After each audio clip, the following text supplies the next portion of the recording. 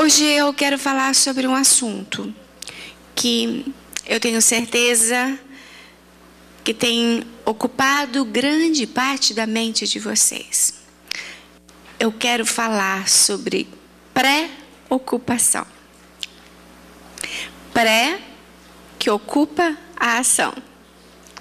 Todas as vezes que a gente está fora do aqui, do agora, nós estamos embalados, encantados com a preocupação. Desde o nosso nascimento. Obrigada. Antes de nós chegarmos a esse mundo, antes de chegarmos aqui, os nossos pais estavam buscando algumas coisas que resolvessem a nossa pré-chegada. Quando descobrimos que vamos ter um bebê, os pais começam a se preocupar com algumas coisas. Todos os dias nós estamos preocupados com algumas coisas. Nós queremos entrar no laboratório de Deus. Olha o que eu vou dizer. Nós queremos entrar no laboratório de Deus e tirar de lá a sua agenda.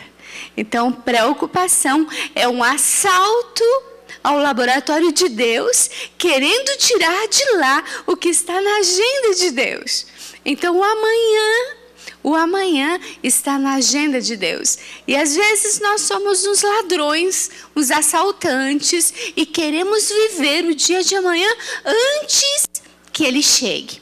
Existem dois territórios que não nos pertencem, né? A noite que passou e a tarde que vai chegar. Então, à noite, no dia de hoje, que nós chamamos de presente, nós já temos um pouquinho de passado e um pouquinho de futuro. E o presente está no aqui e no agora. Todas as vezes que vocês tiverem de escolher alguma coisa, escolham um presente. O presente é o nome que se dá. É um presente, é um único bem que a gente pode abrir. Às vezes nós desprezamos o presente. Eu tenho certeza que todos vocês gostam muito de presente. Eu gosto muito de presente e eu gosto de olhar a caixa e eu não deixo uma caixa aberta de um dia para o outro. Eu não deixo. Eu quero abrir a caixa e eu quero ver o que tem dentro e eu quero desfrutar daquilo que tem dentro. Todos os dias nós recebemos, ao acordar, uma caixinha com 24 palitos. 24 palitos. E quando nós pensamos em palito de fósforo, eu gosto de usar essa referência, porque num palito de fósforo, um palito serve para eu acender. Antigamente acendia o fogão, né? Hoje tudo é elétrico, mas serve para acender a vela, serve para acender o fogo, serve para botar fogo no lixo, serve para botar fogo irresponsável numa casa. Um palito. Todos os dias nós recebemos uma caixa com 24 palitos, que significam 24 horas. Nenhum, nem outro, nem o mais rico, nem o mais pobre, nem a criancinha, nem o enfermo que não gostaria de ter 24 horas por dia para sofrer as suas dores. Uma criança, o Bill Gates, a pessoa mais rica do mundo, a pessoa mais pobre ou miserável, o bebê recém-nascido que está na incubadora e o mais idoso dos anciões, não tem um palito a mais ou um palito a menos. Que Deus justo, que Deus maravilhoso. É a forma que Deus entende que todos nós vamos dar conta do nosso tempo da mesma forma, porque todos temos essa herança. E o presente se renova como as bênçãos de Deus que se renovam a cada manhã. Todos os dias nós recebemos de novo uma caixa com 24 palitos, um dia com 24 horas para viver novamente. Então, esse privilégio que Deus nos dá de renovar a nossa agenda. Mas existe um mal-estar no século que tem feito com que as pessoas não entendam a grandeza desse tempo. Nascemos nesse mundo já com uma agenda a cumprir. No momento que a gente abre os olhos para esse mundo, envolto ainda no sangue gerado pela cirurgia ou pelo próprio parto, nós já estamos com uma caixa de presente nos esperando. E toda uma agenda distribuída entre aqueles que nos esperam, que foram escolhidos por Deus. E eu quero dizer para vocês que a maternidade não é fruto do desejo inconsequente de uma adolescente. Não é fruto do desejo responsável de um homem ou de uma mulher que desejam muito ter um filho. O nascimento de um bebê sai do laboratório de Deus, endereçado a uma família que Ele escolhe para mexer com todos os elementos da família, para ensinar. E o bebê é o maior professor de todos, porque o bebê chega, ele se instala, e com a única linguagem que Deus ainda foi capaz de lhe conceder, que é o choro. A primeira linguagem é o choro, e alguns de nós ainda utilizamos o choro como nossa linguagem de expressão até o dia de hoje. Mas o bebê chora, e todos os familiares começam a perceber o que esse choro significa. Então, ao nascer um bebê, sempre pensem assim. Existem 2 momentos que são muito especiais para mim, que é o encontro com Deus. E eu encontro com Deus de uma forma inquestionável. Eu encontro no nascimento e eu encontro no cemitério. Vocês podem dizer como? Esses dias eu estava no enterro de uma pessoa muito amada, filha de um pastor da nossa igreja. E a família estava desesperada, e aquelas filhas choravam aos pés do túmulo. E eu cheguei pertinho e disse para uma delas, me ajoelhei do ladinho delas e disse assim, abraçando-as, eu disse: escuta, presta atenção, vê se você sente alguma coisa. E ela parou de chorar e me olhou. E eu disse: o anjo da sua mãe está aqui. O anjo da sua mãe colocou os pés e as asas estão se batendo entre essa multidão por aqui. E talvez a pontinha da asa do anjo da sua mãe possa bater em nós. Vamos prestar atenção nisso? Irmão White fala que o anjo que Deus coloca à nossa disposição como anjo da guarda no momento do nascimento tem uma agenda de nos cuidar todos os dias da nossa vida e selar a nossa sepultura. E dali, do cemitério, dali onde nosso corpo é entregue, o anjo sai dali, via voo direto ao céu, para entregar o relatório da nossa vida e dizer: Senhor, cumpri minha tarefa. E os anjos do inimigo estão ao redor. Os anjos do inimigo estão ao redor, porque eles ainda querem tomar conta de algumas pessoas que estão ali. Então esse movimento é muito lindo de se pensar que no nascimento Deus divide com o humano o divino. E na morte Deus quer tocar você como uma marca de amor. Quando o sofrimento não produz nenhum tipo de benefício, a morte dá o descanso, e é uma noite só. Quando chegamos nesse mundo, nós temos algumas coisas especiais. Quando despertamos para essa vida, nós temos uma preocupação. Ela está em todos os momentos. Ela é sedutora, ela é encantadora. Algumas pessoas dizem assim: eu estou preocupado com você, eu estava preocupado com você. E eu quero frustrar as pessoas que usam esse termo, dizendo assim: fiquei preocupada a noite toda com você. Eu penso assim: não fez nada por mim. Se tivesse dedicado 5 minutos de oração por mim, nossa, eu teria ganho uma bênção especial. Mas a preocupação, ela não faz nada, ela não me favorece em nada. Quando eu acordo durante a madrugada, se vier o pensamento de uma pessoa na minha mente, naquele instante, o Espírito Santo, todas as vezes, olha como é lindo de vocês entenderem, o Espírito Santo acorda alguém para que ore por alguém que está necessitando naquele momento. E se vier à sua mente, possa saber que naquele momento o Espírito Santo está falando com você e te escolheu com o poder da oração para interceder. E nesse momento, quando você ora, eu me arrepiei agora, porque todas as vezes que eu falo isso, eu sinto algo muito especial.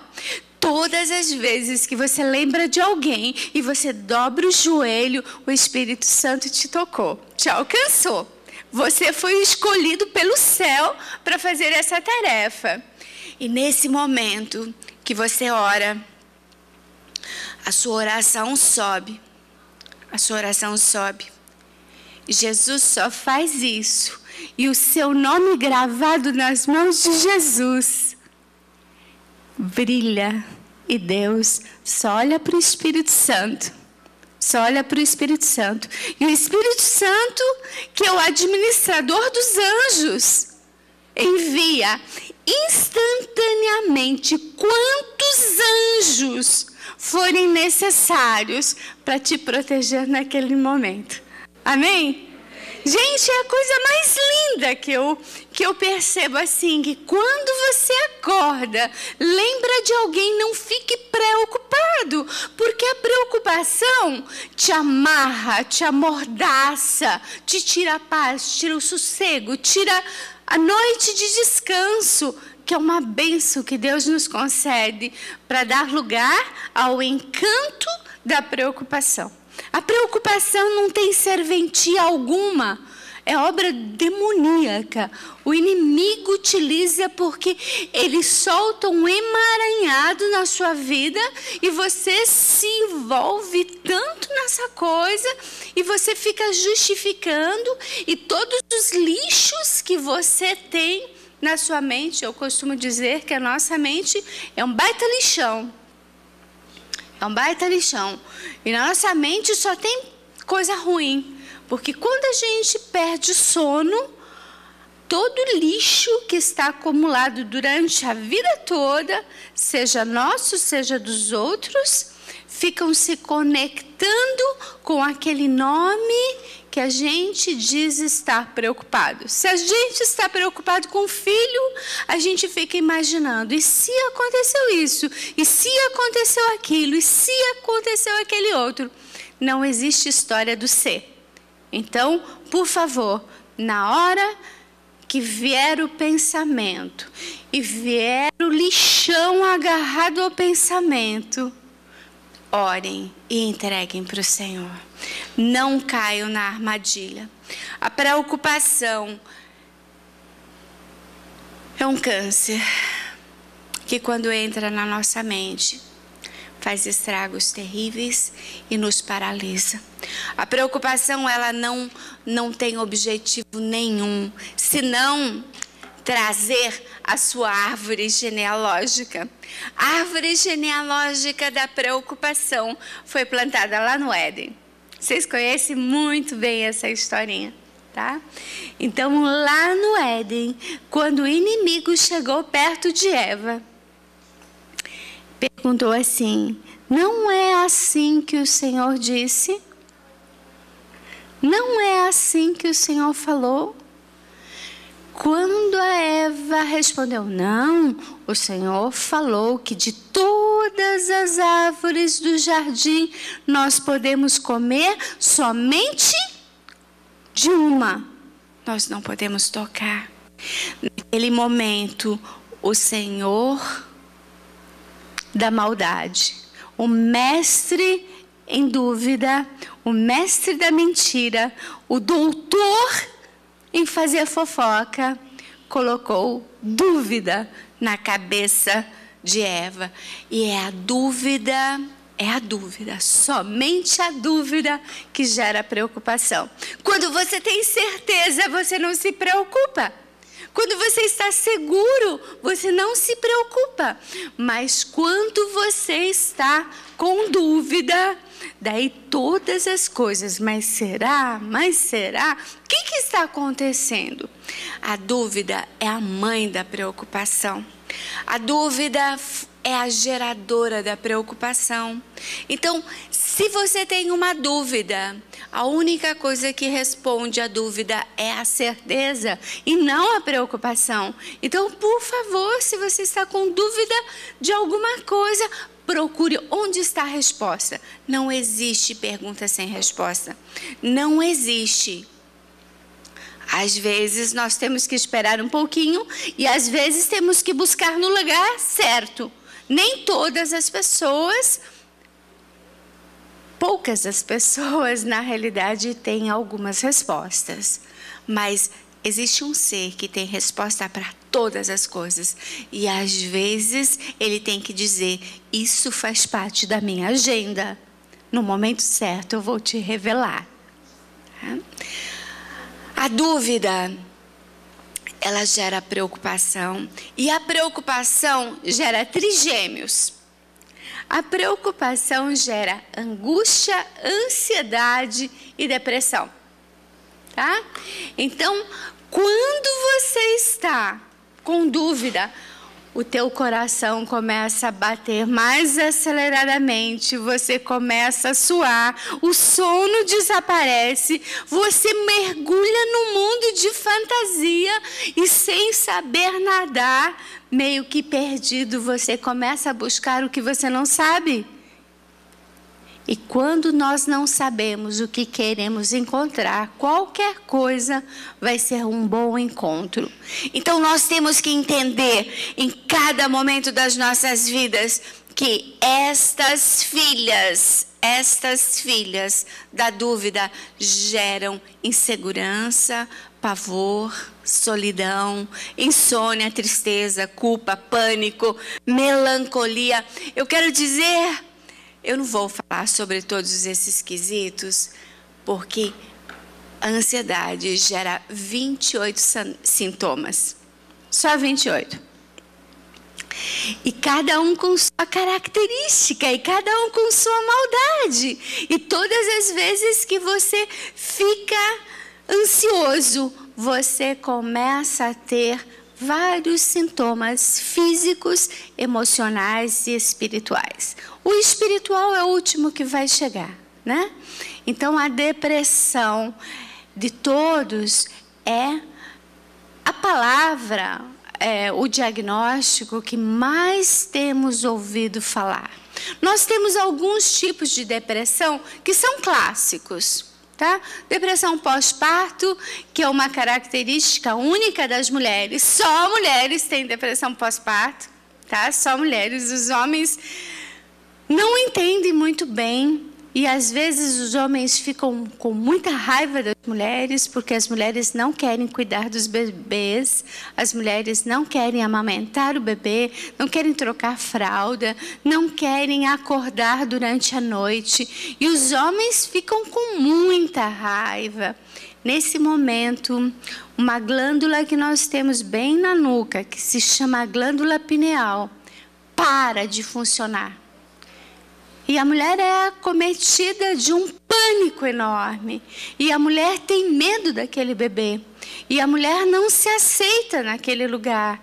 A mulher não, ela perdeu aquela garantia que ela tinha tido por 9 meses, que todo mundo passava a mão nela e perguntava, como é que está o neném? E já falava o nome e dava atenção e as pessoas cediam o lugar.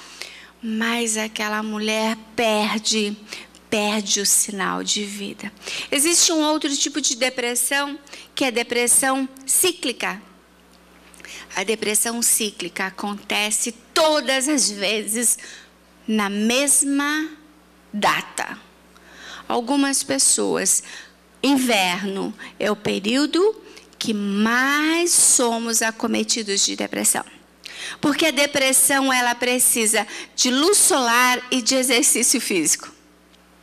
Ela só trabalha com luz solar e exercício físico, tá? Então, quando a gente começa a andar, a lavar calçada, a lavar o carro, a gente está tomando sol e a nossa glândula está pegando energia. E ela fabrica o elemento químico que chama serotonina. Quando nós estamos em depressão, o que a gente faz? A gente só quer ficar em casa, dormindo, com a luz apagada, não quer ver ninguém, não quer sair, não quer fazer nada. E daí a nossa glândula para de funcionar. Nesses momentos, nós temos que entender assim, se está faltando o elemento químico constatado no exame de laboratório, nós temos que fazer reposição desse elemento químico. E às vezes nós somos ignorantes em relação a algumas coisas. Não, mas o Senhor cura. O Senhor cura, tenho certeza disso. Mas o Senhor providencia pessoas com saber, tiram da natureza elementos químicos que estão na natureza, colocam no laboratório e daí a gente vai lá no laboratório ou na farmácia, compra o elemento químico que nós fabricamos e por um momento de dificuldade deixamos de fabricar e precisamos repor isso. Repondo essa quantidade, volta tudo normalmente. Às vezes nós não temos coragem de fazer exercício físico, porque daí nós tínhamos que fazer pelo menos 2 horas de exercício físico andando na rua, não é academia, não é dentro de casa, é onde tem sol, ar puro, tá? Porque daí você vai fazer todas essas trocas. Tá? Então, a depressão tem assolado muito. É a pior dor não física conhecida pelos humanos. Não existe uma dor, não existe uma febre, porque às vezes quando eu começo a tossir, né, todo mundo se incomoda, mas a depressão não tem tosse, a depressão não tem urticária, a depressão não tem ferida, a depressão não tem cor, a depressão não tem forma. Às vezes uns em depressão não comem, outros comem. Para uns a depressão tira o sono, para outros a depressão vem acompanhado de sono. Para uns a depressão vem acompanhada com cartão de crédito, e eu quero chamar a atenção para os maridos, que quando as mulheres estão em depressão, e os maridos também, cartão de crédito é um perigo. Cartão de crédito nas mãos da depressão faz um estrago no saldo bancário, tá? Por quê? Porque quer comprar afeto, porque quer comprar atenção, porque quer comprar o interesse do outro por si. E daí os geradores, os acumuladores, né? Compra, e é um buraco sem fundo, e eu não tenho mais aonde colocar, mas o buraco é aqui dentro, não é fora. E daí nós temos que entender que precisamos de cuidar. Quando severa, torna-se um dos maiores problemas de saúde pública neste século. tem algumas pessoas que têm depressão crônica, tá? Que não foi curada da primeira vez, se torna cíclica e vai se acentuando, e depois não tem bateria que sustente. E algumas pessoas são decretadas incapazes para o resto da vida por causa da bendita depressão. Nós precisamos fugir dela. Eu não vou... A depressão endógena sempre vai ser o elemento químico que está faltando no seu organismo e precisa ser reposto esse elemento químico. A depressão maníaca é aquela que 6 meses está em depressão e 6 meses está em euforia. Aquelas pessoas que são muito alegres, são muito trabalhadoras e, nossa, é a companhia perfeita no momento que está bem, mas no momento que está mal também puxa para baixo toda a família. Tá? Depressão maníaca, ela precisa de um cuidado muito especial. A reativa, depressão reativa, sempre vem após um episódio. Pode ser a perda de um elemento da família, pode ser a perda do seu cachorrinho, pode ser a perda do sapato de estimação, pode ser a perda do namorado, do marido, da esposa. Pode ser a perda do emprego, pode ser a perda de um amigo que mudou de lugar, ou pode ser a mudança de endereço, a mudança de status, né? Às vezes a gente tem um status e perde. Quer dizer, sempre a depressão reativa, ela vai ter essa conotação. Sempre é após um evento. Um filho que casa, muitas vezes é a partir do nascimento de um filho, que os pais não conseguem se ajustar a esse elemento, tá? Só que, às vezes, esse diagnóstico vem como depressão e é só um estado de ansiedade, tá? Hoje, as pessoas não podem mais ter preguiça, não podem mais ter cansaço, não podem mais estar tristes, porque todos já vêm com rótulo de depressão e colam nas pessoas. E não é assim. Depressão não é tão fácil assim. Não é uma coisa de uma semana. Nos momentos que a gente perde alguém, a tristeza, a melancolia, a saudade, falam de uma falta. E essa falta foi gostosa e quando se tira isso, fica aquele elemento que me incomoda. E isso é um gerador de um estado de ansiedade. Todas as vezes que eu tenho depressão, ela vem vestida com...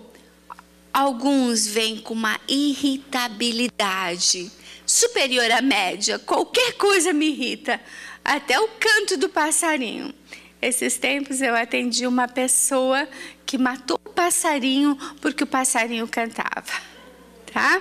Quer dizer, irritava tanto o canto do passarinho que a pessoa foi e matou. Tá? Então, essa irritabilidade, esse choro fácil, muitas vezes é um emagrecimento que aparece assim espontaneamente, não tenho vontade de comer. E às vezes é o sobrepeso também. A gente começa a comer e vai ficando, não entra mais na roupa, não tem vontade mais de sair porque não tem roupa no guarda-roupa, porque a roupa não fica bem, não cai bem. Mudança de humor, não pode olhar o que está me olhando, né? E está pronta para subir no ringue, está pronta para brigar, está pronta para atacar, porque atacando está se defendendo. Até o olhar do outro é incomodativo. Então nós temos que entender isso. A sensibilidade à crítica, qualquer coisa que... mas... esse sabor do leite é diferente. O que tem meu leite? Quer dizer, qualquer coisa. Ai, essa cerejinha... O que tem a cereja? eu ia dizer que estava uma delícia, mas a pessoa interrompe, a irritação está muito sensível, está à flor da pele. Então nós precisamos identificar e entender que todas as vezes que a culpa chega, a culpa é um terror. Queridos, eu quero dizer para vocês que a culpa só tem um objetivo: levar aos pés da cruz. A culpa tem que me levar à admissão, e a admissão ao perdão. A culpa, quando não me leva à admissão, me leva à justificação.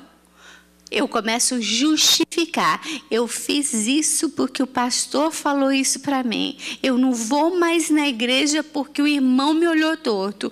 Eu não vou mais à igreja porque a mulher do pastor não me convidou para ir no aniversário dela. Eu começo a justificar. A culpa tem que nos levar ao perdão. Culpa que leva à vergonha já voltou para o lugar do gerador de culpa. Culpa que leva... estou morrendo de vergonha. Não se preocupe, o Senhor já te perdoou. O Senhor já te perdoou. Então a culpa tem que me levar à admissão. E todos os nossos pecados já foram perdoados aos pés da cruz. Todos os pecados que já cometemos, os que ainda vamos cometer, já estão perdoados.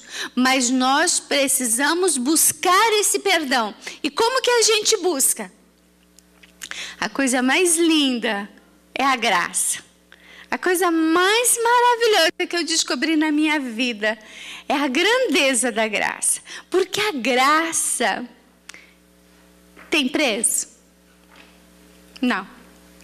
Já teve o preço, mas foi pago. Né? Então, quando você quer a graça, você só tem que ir buscá-la. E você pode buscar aqui, agora, em pensamento. Não precisa falar em voz alta. Você pode ter a graça aqui e agora. Você pode ter o perdão da culpa. Mas você só tem que dizer para o anjo que trabalha com o Senhor para buscar ali naquele monte de atestados de isenção de culpa. Quando vocês vão buscar alguma coisa no palácio, eu quero tal documento no nome de quem? E pode ser qualquer documento. Quando vocês querem um atestado de saúde, é no hospital. Quando vocês querem um atestado de isenção de culpa na corte, aqui é Detran, eu não sei como que chama aqui. Como? Isso aí, ok, isso aí, tá, veja, vocês vão e pedem pelo nome e pedem o documento. Com Deus é isto: Senhor, me perdoa hoje porque eu julguei aquele irmão. Pronto, o Senhor está aqui, filha, yes, e o meu anjo fica yes do meu lado, porque eu consegui trocar P por quê? Por P, pecado por perdão, peso por pena.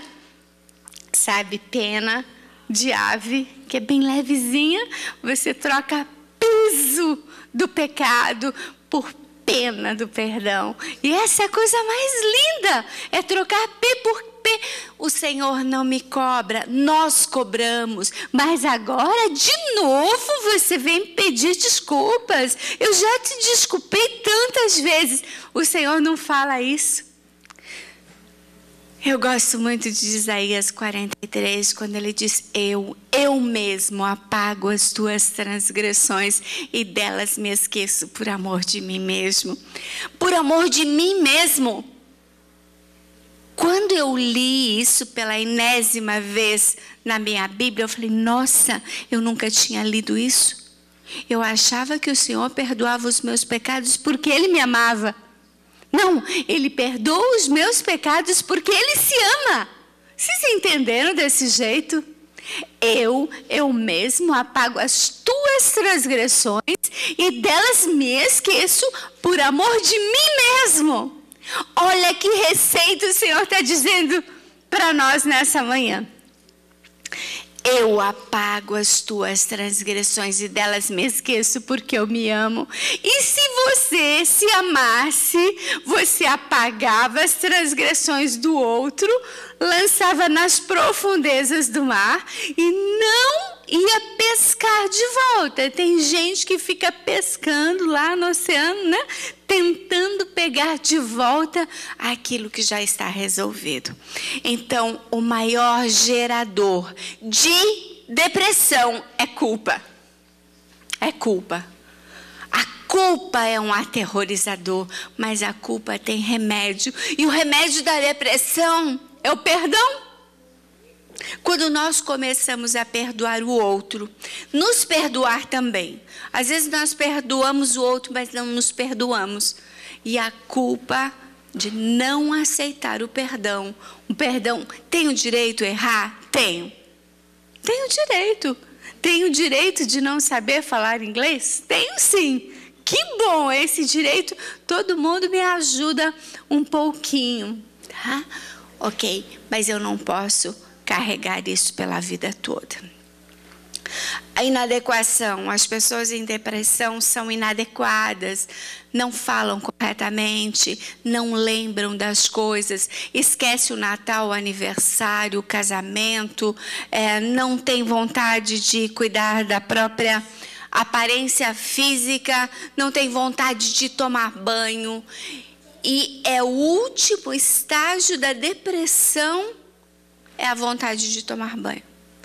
Quando a pessoa perde a vontade de tomar banho, por favor, interne, porque o próximo passo é o suicídio.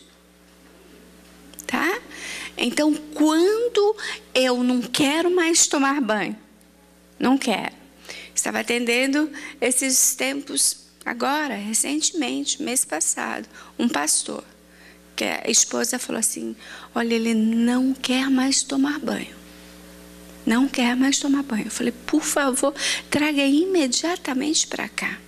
Tá? Vamos ter que interná-lo, porque ele está correndo risco. Então, o último estágio da depressão, porque a depressão é a morte da alegria, é a morte da felicidade, a morte do interesse de todas as outras coisas. Então, quando perde o interesse pelo próprio banho, prestem atenção. Começa pela casa, não tenho mais interesse de limpar a casa, não tenho interesse de cuidar dos filhos, do marido, de arear a panela, de fazer comida. Mas quando chega no banho, estamos na beiradinha do suicídio. Então temos que correr. E aqui na América existe um índice muito grande de suicídio por causa da depressão. Só perde, por adolescente. Só perde a América para o Japão. O Japão é o maior índice de suicídio por depressão na adolescência, está no Japão. Porque eles não suportam a culpa de não passar no vestibular, de não ocupar o lugar do pai. E a sociedade cobra muito, muito alto isso. Tá? Então, nós temos cuidado disso. O inimigo tem espalhado a sementinha da discórdia, do desespero total, em todos os lugares por onde ele passa. Este é o trabalho dele. E nós temos que saber quem está ao nosso lado. A depressão traz um desespero total, um retraimento. Eu já não me relaciono com as pessoas. Se você bate, ontem o pastor falando que as pessoas não abrem as portas para receber quem bate na porta, né? Então, esse retraimento, esse fechamento, eu não tenho contato com o mundo externo, eu vivo o meu mundinho e não sei o que está acontecendo ali do lado, né? Claro, não existe depressão sem raiva, tá? Porque se existe culpa, a culpa é substituta da raiva. Se não existir culpa, não existe raiva. Se existe raiva, existe culpa. Ok? Não existe culpa sem raiva. Não existe culpa sem raiva. Não existe raiva sem culpa. Onde houver culpa, vai haver raiva. Se eu estou me sentindo culpada, se eu sei da minha culpa e o pastor bate na minha porta, que raiva que eu sinto do pastor. Mas ele foi só orar comigo. O pastor não sabe o que eu fiz ontem à noite. Quando ele me deixou lá, o senhor não sabe o que eu fiz. Mas na hora que bateu, eu não abro a porta. Por quê? Porque eu estou com muita raiva do pastor, tá? Então, qualquer pessoa que, às vezes, nós olhamos para o outro sem a intenção. E o psicopata, ele é capaz de matar uma pessoa só porque olhou para ele. Porque quando olha, desperta o quê? Ele me descobriu, tá? E daí eu mato, só para ver o tombo, e vou embora. Outra coisa que está associada à culpa é o prazer. Não existe culpa sem prazer. Mas existe prazer sem culpa. Tá? Então, não existe raiva sem culpa, mas existe prazer sem culpa. Mas não existe culpa sem prazer. Todas as vezes que nós sentirmos culpa, saiba-se que eu adquiri um prazer ilegal. Vamos imaginar. Eu estou aqui, já falei com a minha família hoje pela manhã, cedinho, o marido ligou e tal. Ele sabe onde eu estou, ele sabe o que eu estou fazendo. Falei com o filho, mãe, que bom, que Deus te abençoe. Estamos orando por você, tudo ok. Daí, na hora do almoço, eu dou uma fugidinha. Escapo aqui do pastor que tem me levado, me buscado, e eu faço alguma coisa... Entro no primeiro boteco e vou tomar uma tequila. Vou beber. E depois que eu bebo, e o indutor para qualquer maldade é o atordoamento da consciência. Tomo uma tequila, daí eu já fico alegre, daí vou dar uma cheiradinha, tá? E me envolvo com alguém. Ligam do Brasil para a casa do pastor, atrás de mim. Seu número ficou registrado lá na minha casa. Está lá na minha casa. Qualquer coisa que precisem de mim, seu número, seu endereço, tudo está lá. Porque se eu perder o meu celular ou se for roubado, eles têm que ter um jeito de me encontrar. Então, nesse momento, acontece isso e eu não volto para cá. Acontece que o meu filho sofre um acidente no Brasil e entra em contato com o senhor. Cadê a Cleri? E o pastor sai igual um desesperado atrás de mim e me encontra e fala: irmã, seu filho sofreu um acidente no Brasil. Imediatamente, aquilo que tinha me gerado prazer clandestino se transforma em culpa e raiva. Tá? Porque daí eu vou ficar com raiva do pastor ter me encontrado e do meu filho. Como que ele saiu, como que ele dirigiu em alta velocidade e provocou um acidente. Então eu começo a jogar, pulverizar a minha culpa em forma de raiva para todo mundo. Agora, se acontece isso aqui agora, tá? E toco o telefone e me avisam de alguma coisa que aconteceu no Brasil, eu não vou sentir culpa. Não vou sentir culpa, porque eu estou fazendo o que eu vim fazer aqui. Eu estou fazendo o que eu vim fazer aqui. Tem uma outra forma reveladora da raiva quando a minha necessidade não é atendida. Então, todas as vezes que nós somos acometidos de raiva, é porque tivemos a nossa necessidade não atendida pelo outro. Nesse momento, eu tive a minha necessidade não atendida, nem pelo meu filho, nem pelo pastor, porque o Senhor não tinha que ir atrás de mim. O meu filho também não tinha que ter feito isso, e eu tenho que me livrar, eu tenho que me defender desta raiva, sabe, em forma de culpa, tá? A culpa é um gerador de raiva. Todas as vezes que temos uma necessidade não atendida, sentimos raiva. Então, você ficou com raiva? Quem que não te atendeu a necessidade? A mulher chegou tarde. A mulher não lhe atendeu a necessidade de chegar antes das 6 e preparar o jantar. Minha bota não está no lugar. Necessidade não atendida. O outro cortou a tua frente na avenida. Necessidade sua não tem. Por que ele não freou e me deixou passar? Vieram te cobrar. Necessidade sua não atendida. À medida que nós não nos alimentamos do amor, o alimento do amor tem que ser bebido a conta-gota, todos os dias, em todos os momentos. Não adianta a gente se abastecer de amor num dia e se abandonar nos 363 dias do ano. Tá?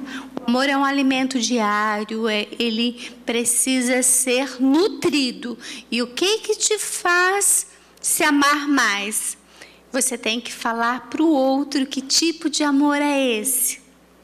Né? Ontem, quando eu distribuí os animais eles pedem. E se a gente dá uma coisa diferente, eles não comem. Né? Eles se protegem. Isso não é para mim. Eles sabem o que eles necessitam para cuidar de si. E nós, às vezes, temos que pedir. Eu gosto de falar que, às vezes, os maridos dizem assim: por que você liga tanto para sua mãe? Naquele momento, a sua esposa está precisando de amor de mãe. A gaveta de amor de marido está perfeita, mas a gaveta de amor de mãe está vazia. Então, era aquele amor que ela estava precisando. A gaveta de amor de pai está vazia. Não está sendo alimentada durante muitos anos. A gaveta de amor de irmão está vazia. Mas a gaveta de filho, de marido, de irmãos da igreja está lotada. E a gente tem que entender... agora eu entendi. Estava precisando aquele alimento. O amor está incompleto naquele quesito. E daí, quando você chega e vê a sua esposa ligando de novo para o Brasil para falar com a mamãe: ai, criancinha, de novo a mamãe? Eu não te basto, né? Eu não sou melhor que o amor de tantos filhos? Não é. Tá? Você só dá conta do amor que o marido produz. O amor que mãe produz, só mãe produz. O amor que pai produz, só pai produz. O amor que irmão produz, que amigo produz, que vizinho produz, que cachorro produz, só produz ali. Então, quando nós não nos abastecemos desse amor, falta, e a gente tem raiva daquele que se intromete nesse assunto.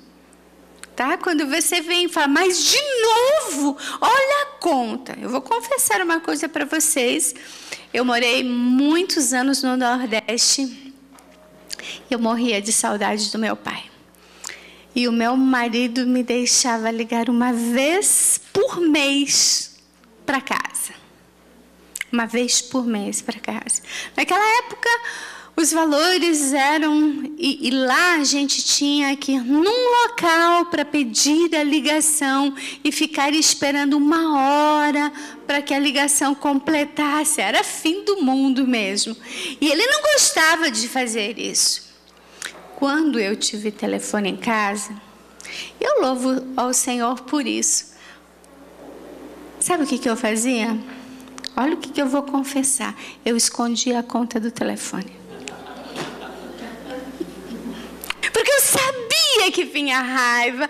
A conta do telefone era o revelador do prazer que eu tinha adquirido inconsequente. Olha, 19 anos, gente. Então me deem a desculpa para essa idade. Eu tinha muita saudade do meu pai, das minhas irmãs. Eu morria de saudades deles. Lá naquele cafundó do Judas, lá no final do mundo. O meu prazer eu tinha recebido. Falava na hora que ele não estava. Que prazer, pastor, era falar para casa. Só que chegava... Quando chegava o final do mês, que eu pensava, a conta vai chegar... Raiva. Porque a culpa estava gritando dentro de mim. Eu já tinha absorvido o prazer, e o prazer dura bem pouco, tá? Em qualquer relação íntima. Vocês sabem quanto tempo de prazer vocês têm no orgasmo? Quantos? 6 segundos. 6 segundos. Êxtase, que é uma droga que aumenta o tempo de prazer, não passa de 10 segundos e mata. Então, veja, não existe. Agora eu quero dizer para vocês que existe uma droga chamada crack, que multiplica 5 vezes o prazer, por isso que mata. Não tem nada mais, não tem uma lente maior de prazer do que o crack. Por isso que mata com tanta rapidez. Porque o nosso aparelho mental não suporta essa dose de prazer. Agora imagine o correspondente à culpa. Se o prazer também é tão grande, tá? A culpa é equivalente, tá? Então, não esqueçam, existe prazer sem culpa, louvado seja Deus. Dá para ter relação sexual sem culpa, dá para ter relação sexual sem culpa, dá para falar ao telefone sem culpa, dá para falar ao telefone celular sem culpa. E a coisa mais gostosa hoje é eu poder pegar o celular e ligar e eu pagar a conta. Não responsabilizo mais marido, sabe? Não escondo, mas...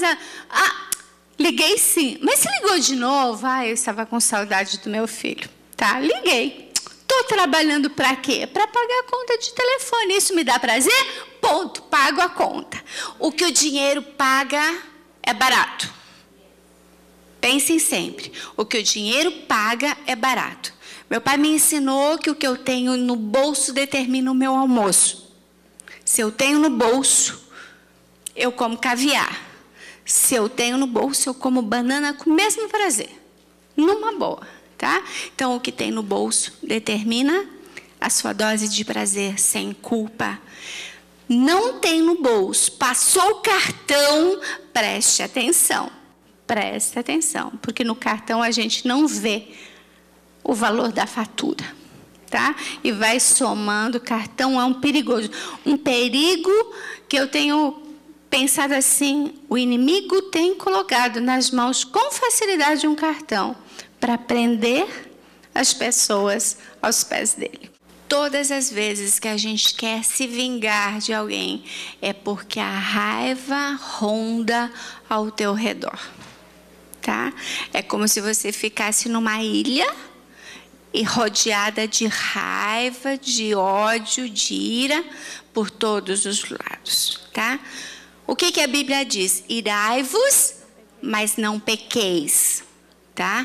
A ira, nós temos que ter raiva do pecado, mas não podemos pecar. Na hora que eu vou me vingar, me aguarde. Eu fico alimentando a ira dentro de mim. Me aguarde, me aguarde, me aguarde, tá? Então você fica movida por essa raiva. Eu vou me vingar. Ele me fez isso, ela me fez isso, me fizeram aquilo, me espero. Mas existe uma promessa do Senhor que é a mais encantadora na Bíblia. E está escrito lá: eu sou o teu vingador. Eu sou o teu vingador. Então, quer se vingar? Ah, Senhor, vou contratar o Senhor para fazer a vingança, porque Ele é soberano. Então, todas as vezes que a vingança aparece, é bisneto, tá? Imagine quanto tempo que você acariciou. E tem gente que fica acariciando durante gerações, né? Então, a ira do Senhor vai até a 3ª geração, tá? Mas a misericórdia, tá? Amém por isso. Não deixe o sol se pôr sobre a sua ira. É um conselho da palavra de Deus, né? Aquelas pessoas que ficam alimentando a ira não tem espaço no coração para o amor. É um celeiro que é ocupado com ira, com revolta, e cada dia você vai perdendo a sua doçura, o seu encanto, a sua facilidade. Você vai ficando rude, cristalizada, sabe? Isso te faz mal.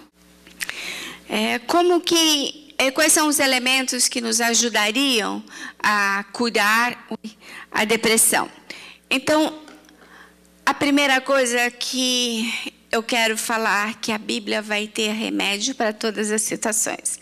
Qualquer tipo de situação, a Bíblia tem solução.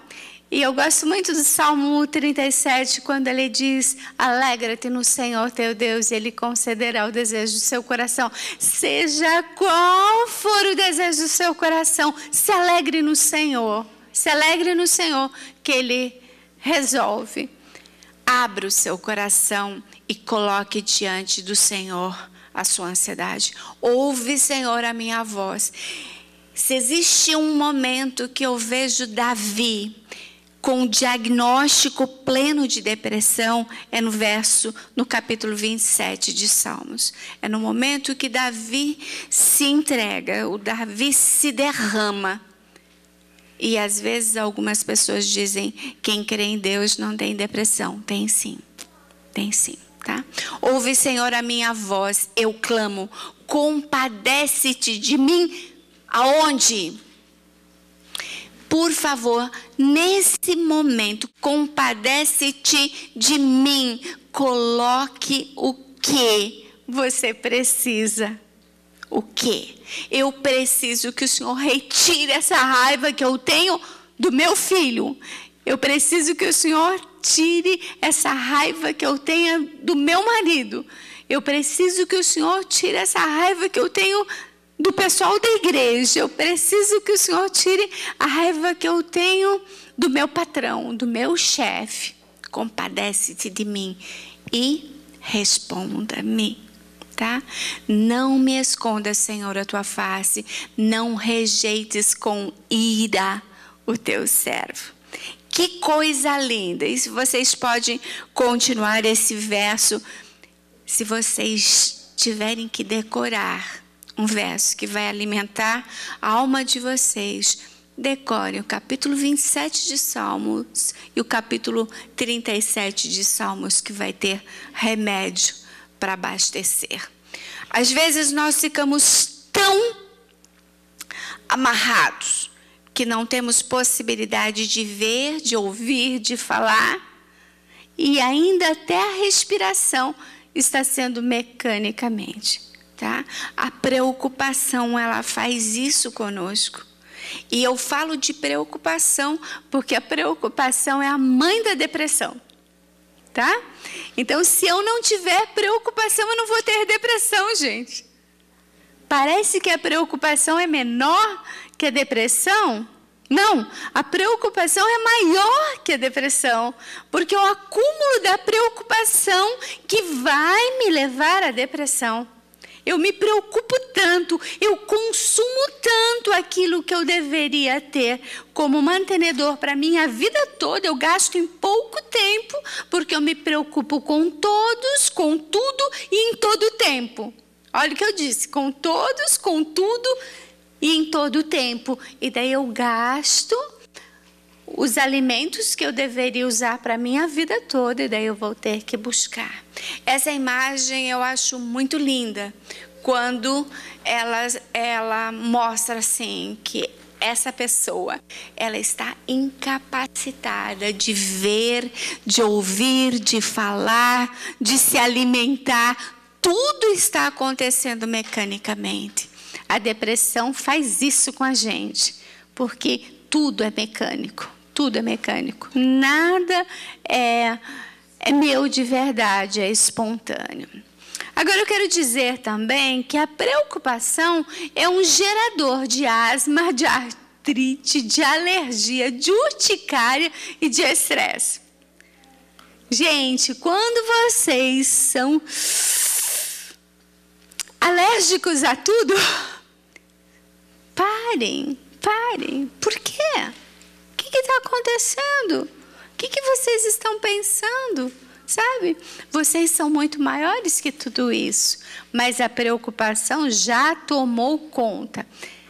Outra coisa que a preocupação gera: almoçar com preocupação é gerar gastrite, pastor. Pode ser a melhor comidinha do mundo. Às vezes a gente, tomei um copo d'água, um copo de leite, um pedaço de pão e doeu o estômago. Com o que você? Não, com nada. Com o que? Eu sempre pergunto. Todas as dores, a causa estão num diâmetro de 24 horas. O que aconteceu nesse diâmetro? Nesse entorno? Em 24 horas. O que aconteceu ontem? O que aconteceu hoje pela manhã? O que aconteceu durante a noite? O que vai acontecer agora à tarde? Vai ser que agora à tarde eu vou passar por uma prova, por um vestibular, por uma entrevista. Vou falar com alguém, então, nas 24 horas, antes, durante ou depois. Nesse entorno, se nós conseguirmos ver isto nessas 24 horas, a gente também tem 24 horas para enterrar o cadáver. Sempre pense assim. Não sei se a lei aqui também é essa. Lá no Brasil, em 24 horas a gente tem que enterrar. Não? De acordo com o dia. Mas não faz diferença nenhuma, né? Ninguém leva para casa e fica sentado assistindo televisão com o cadáver do lado, né? Tem gente que vive com o cadáver dormindo junto, sentindo o cheiro. E eu quero falar para vocês um texto que talvez vocês não tenham prestado atenção, quando Paulo diz: quem me livrará do corpo dessa morte? Na época de Paulo, as sentenças eram dadas aos assassinos de carregar o corpo dos seus assassinados nas costas. Tá? Então, amarravam o assassino. Tinha que ser bem leve, né? Imagine um bem gordão, você ter que carregar. Então, enquanto a libertação do assassino se dava quando se desprendia do corpo daquela morte. Agora imagine o cheiro. Qual era a mulher que ia dormir com aquele assassino? Ninguém. Na casa ele não podia entrar, então ele saía. Ele saía no deserto, ele buscava. Quando ele se cansava, que ele deitava para descansar, os abutres, os corvos, chegavam para se alimentar daquela carne. E às vezes, entre uma bicada e outra, atingiam quem? O assassino. Tá? Bem feito. Tá, veja, quem me livrará do corpo dessa morte? Às vezes nós carregamos cadáveres, tá? Aquele que nos fez mal, entrega para o Senhor julga, o Senhor condena, ou o Senhor liberta, porque Ele vê a intenção antes que se torne ato. Antes que se torne ato. Então, Deus vê a intenção antes que se transforme em ato. E todas as coisas que a gente faz são geradas pelo pensamento. Se o pensamento está adoecido, a ação vai estar adoecida também. Então, nós temos que entender que perigo mora no nosso pensamento, tá? Todas essas colocações, gastrite, úlcera, depressão, enxaqueca, sudorese, encobrese, enorese, todas as outras coisas são sintomas da preocupação. Então veja, vocês que vivem preocupados nesse país, eu pensei muito, eu falei, o que eu podia levar de remédio para uma população que fica preocupado? Será que eu vou ter emprego amanhã? Será que eu vou trabalhar? Será? Quando que eu vou poder voltar para o Brasil? Será que o meu passaporte? Será que o meu green card? Será? Né? Então, a preocupação, eu tenho certeza que é um invólucro, aquele plástico que a gente envolve, e eu tenho certeza que isto poderia estar preocupando vocês. Todas as coisas que envolvem horário, todas as coisas que envolvem número, geram preocupação. Todos os números. Horário é uma preocupação. Já estou vendo o relógio lá me indicando que eu tenho que terminar. Relógio, número, data, conta, dia.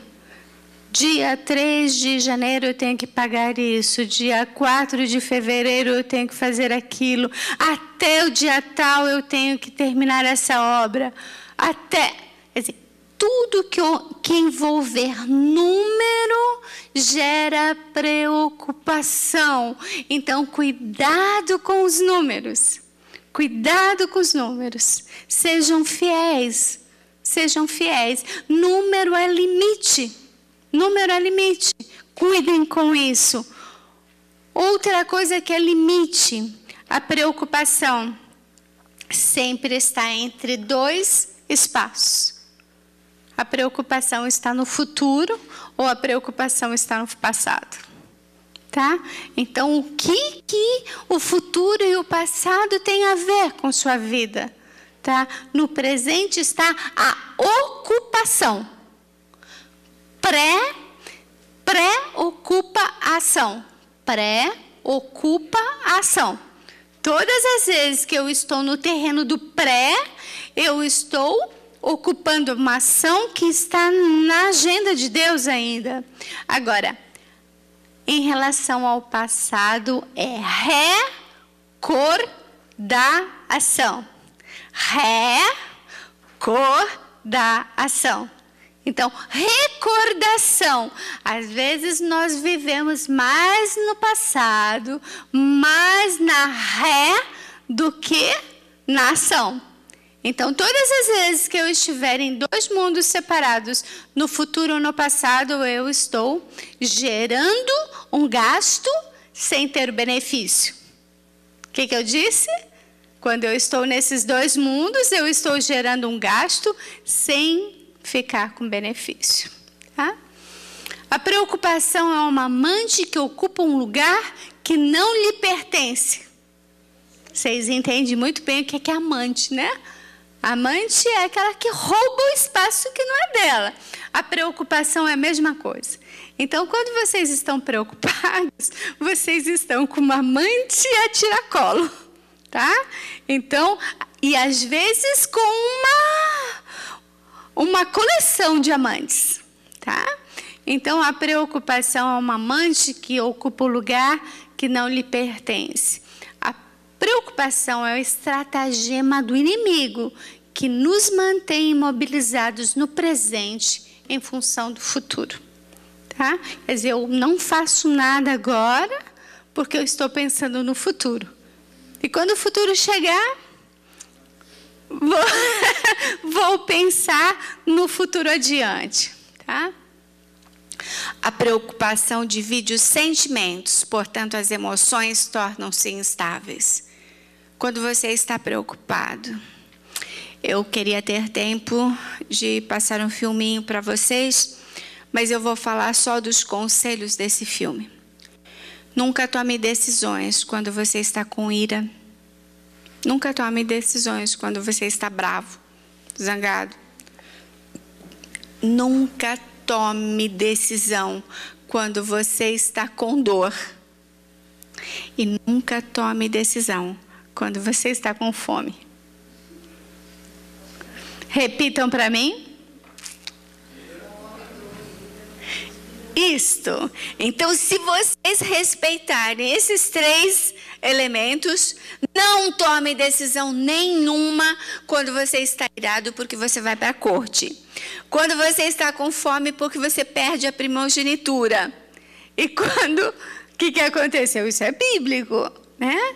E nunca tome uma decisão quando você está com dor.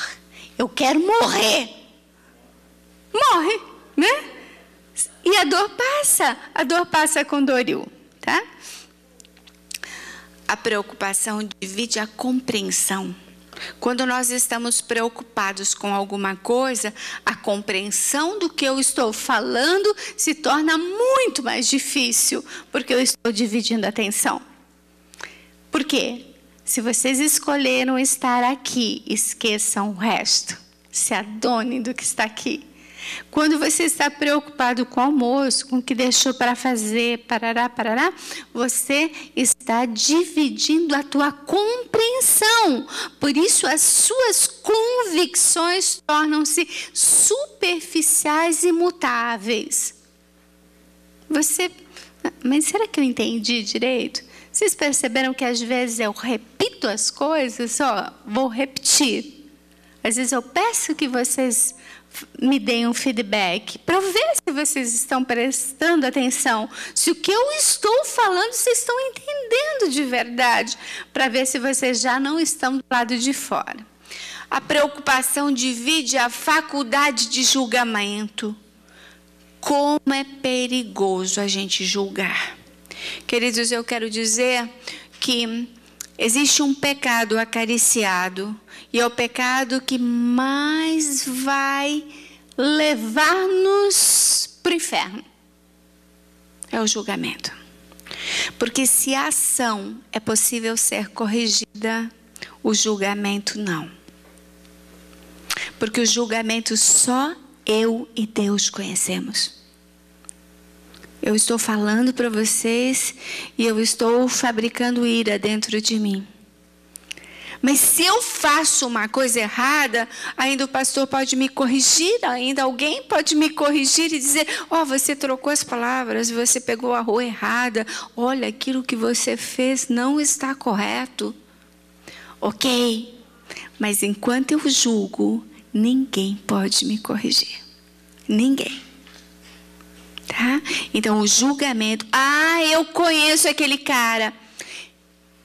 Meus queridos, entre o momento que eu cometo um erro, vamos imaginar, eu não sei se motel aqui não tem o mesmo significado que no Brasil, né? Mas vocês sabem o que é motel no Brasil, tá? Então, no momento que eu saio do motel, tendo estado com alguém que eu não deveria estar, naquele momento, em pensamento, Senhor, me perdoa pela sujeira que eu acabei de fazer. Senhor, estou enojada de mim. Ninguém ouviu a oração, mas viu a placa do meu carro saindo do motel. Chega no sábado, está lá a Cleri na igreja. Você não sabe aonde que eu vi a Cleri. Tá? Entre quarta-feira e sábado. No momento que eu saí do motel, eu não tinha passado a cancela, eu já me arrependi, eu já me humilhei diante do Senhor, eu já pedi perdão e Ele já jogou. O inimigo não pode mais me apresentar a fotografia. Não pode. Não vai poder sair da minha mente. Mas Ele já me perdoou. E o irmão que me fotografou saindo do motel foi para o pastor. Sabe, reuniram a comissão. Que escândalo. Mal sabem que eu já estou perdoada. Então o julgamento é o que mais vai nos distanciar de Deus, porque só passa na cercania do meu pensamento, tá? E a preocupação julga. A preocupação indefine o julgamento. Se eu estou preocupada vocês passaram por uma eleição agora, será que vocês votaram certo? Será que o julgamento, a preocupação não embotou o julgamento? Não julgueis para que não sejais julgados, né? Não julgueis para que não pequeis, porque julgar é pecar. Julgar é tirar Deus do trono, se sentar no lugar do Todo-Poderoso, tá? A preocupação divide a faculdade de julgamento, portanto, as atitudes e as decisões quase sempre são injustas. Essas decisões causam estragos na nossa vida e recordações muito tenebrosas. A preocupação divide a faculdade de determinação. Quando você está preocupado com alguma coisa, você tinha determinação de chegar em algum lugar e os teus planos e os teus objetivos são descartados porque vai chover, vai nevar, vai que acontece isso com um carro, vai que aconteça isso com outro. E daí você descarga o teu objetivo, o teu foco, tá? A preocupação, ela assassina. Então, gente, é muito importante a gente saber que a tua atuação, tá? A tua ação. O que a tua ação revela a respeito de você? Sabe? Deve prevalecer sempre no presente. No presente, tá? As melhores coisas da vida estão no presente. A oração que o Senhor nos ensinou, e eu encerro aqui, tá? A oração que o Senhor nos ensinou diz: Pai nosso que estás nos céus,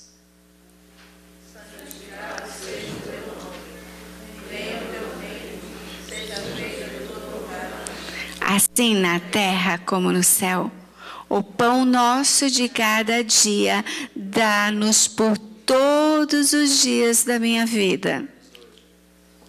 Dá-nos hoje. Dá-nos hoje. A gente não pode pedir o pão para todos os outros dias da vida. O pão dá-nos hoje.